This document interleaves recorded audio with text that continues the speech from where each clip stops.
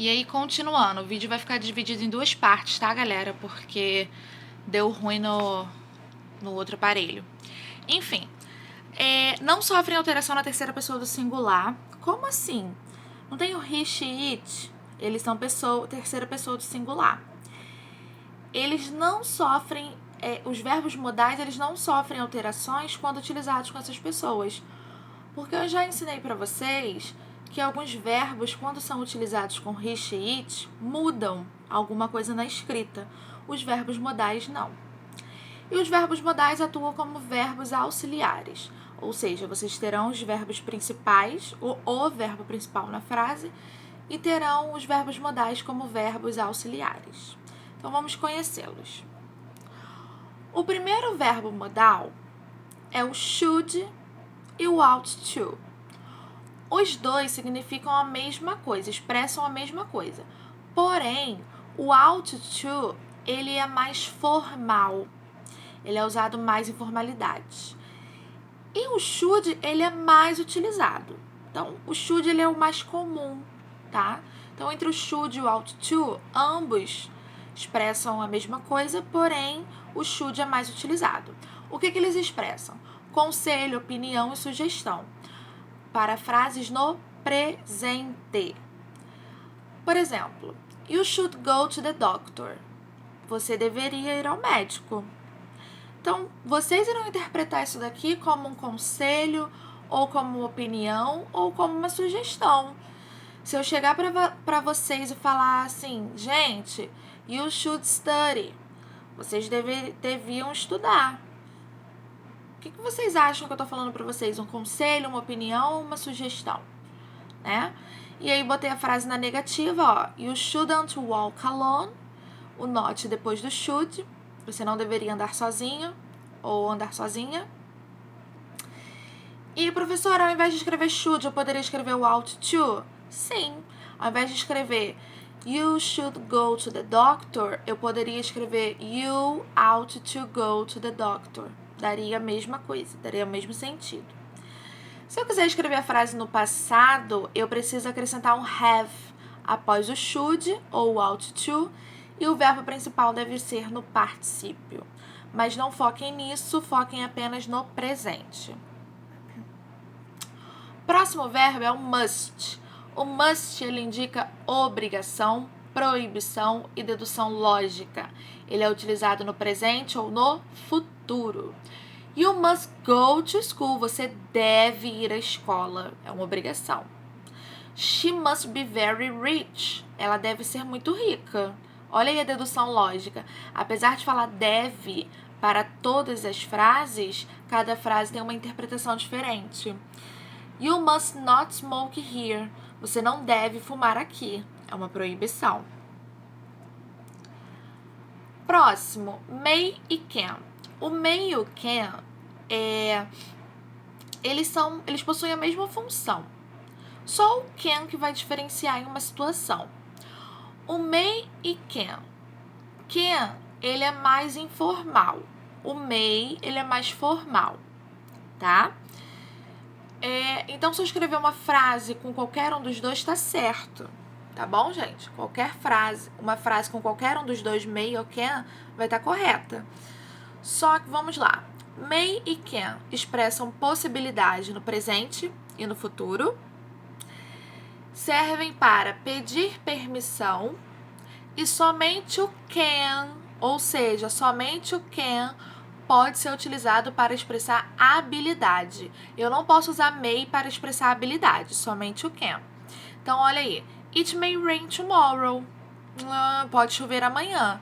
É possível que chova amanhã. May I drink some water? Can I drink some water?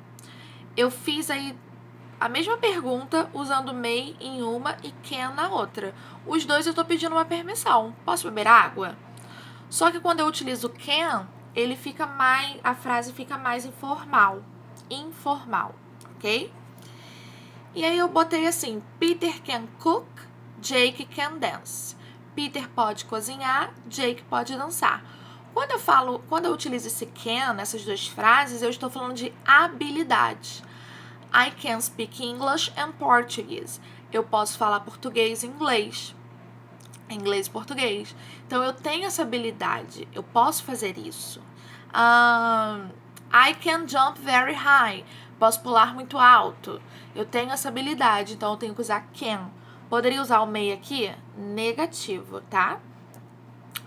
Próximo, might. Preste atenção. Might indica possibilidade no passado e presente. May e can, possibilidade no presente e futuro. Então, se eu tenho uma frase indicando possibilidade no presente, eu posso usar may, can e might. Agora, uma frase indicando possibilidade no futuro, somente may e can.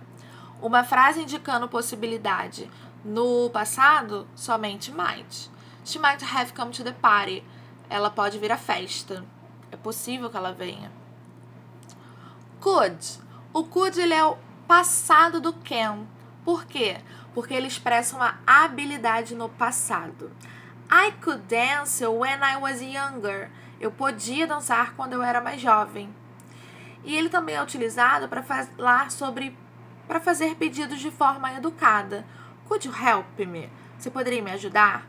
Eu poderia usar o can aqui também. Can you help me? Você pode me ajudar? Porque eu estou fazendo um pedido, ok? Só que o could, ele é mais formal, ele é mais educado. Shall e will, orações no futuro. Shall, ele é usado com as primeiras pessoas, do singular I, do plural we. É usado para sugerir ou propor alguma coisa. Quando eu falo assim, let's dance, vamos dançar. Apesar de eu fazer uma pergunta, ela é uma frase afirmativa, né? Eu tô fazendo um convite para você, let's dance, vamos dançar. Quando eu quero fazer uma pergunta, passar gramaticalmente essa frase para interrogativa, eu não posso usar o let's na interrogativa. Eu vou usar o shall. Shall we dance? Vamos dançar? Ok?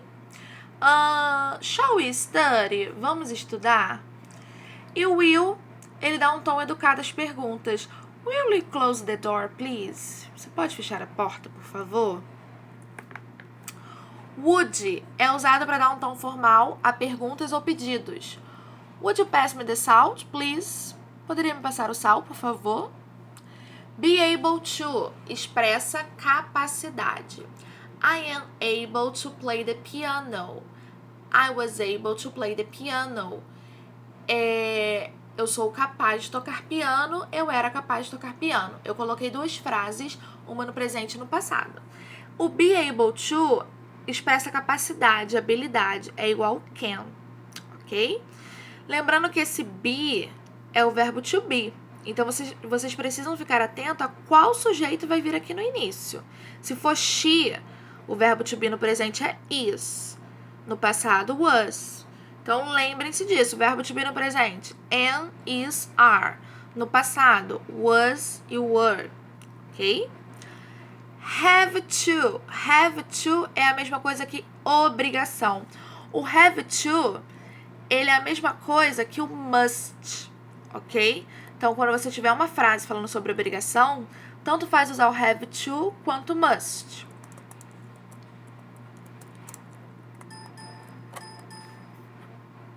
Deu ruim aqui. Vambora. Continuando.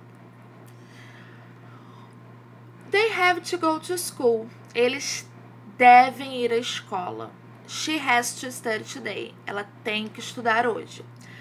Lembrando que o have, para he, she, it, ele vira has. Ok? Be possible for, já o nome já diz, possibilidade. It is possible for me to look for Jane today. É possível que hoje eu procure por Jane. E o be allowed to. O be allowed to é permissão. She's allowed to go there. Ela está permitida a ir lá.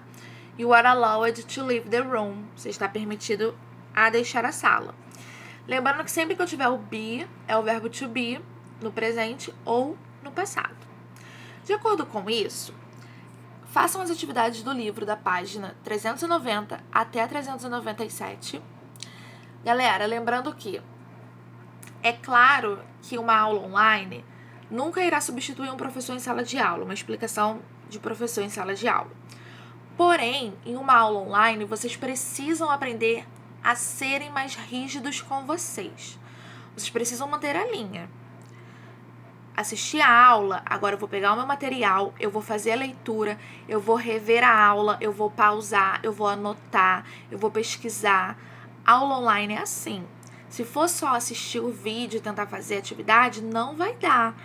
Vocês precisam ler o que está escrito no livro, vocês precisam ver a aula 10 vezes se for necessário e fazer o possível por vocês mesmos, ok?